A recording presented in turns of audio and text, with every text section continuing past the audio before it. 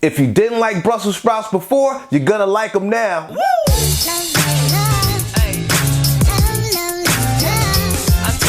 Okay, what you want to do is cut your Brussels sprouts up as you see I have done here.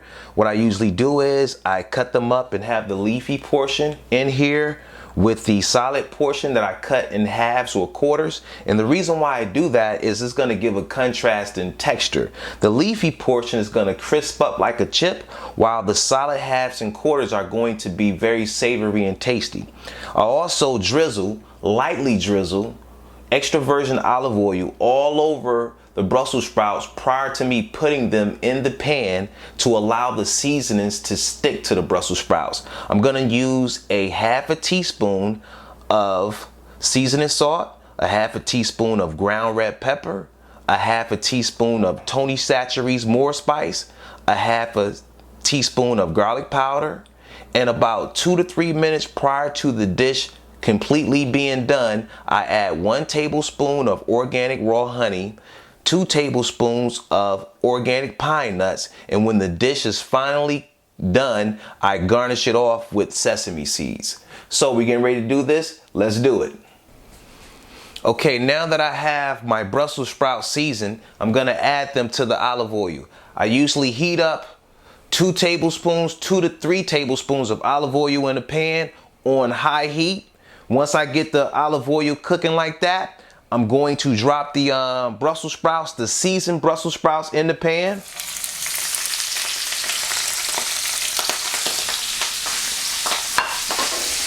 And the reason why I start off with high temperatures like this is because this is what's going to crisp up those loose Brussels sprout leaves, as I explained previously.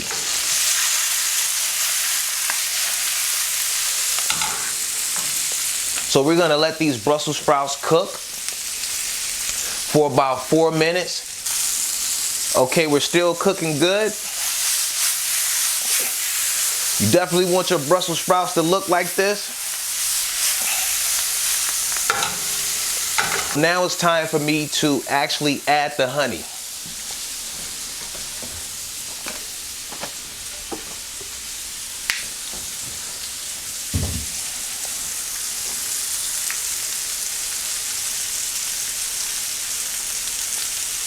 Drizzling my honey in there like that.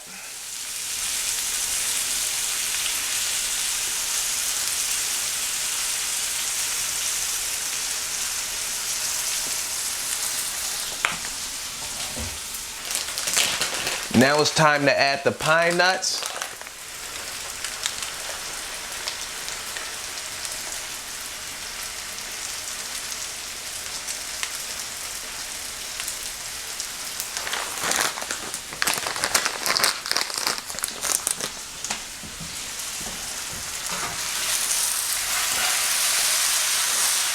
Almost there.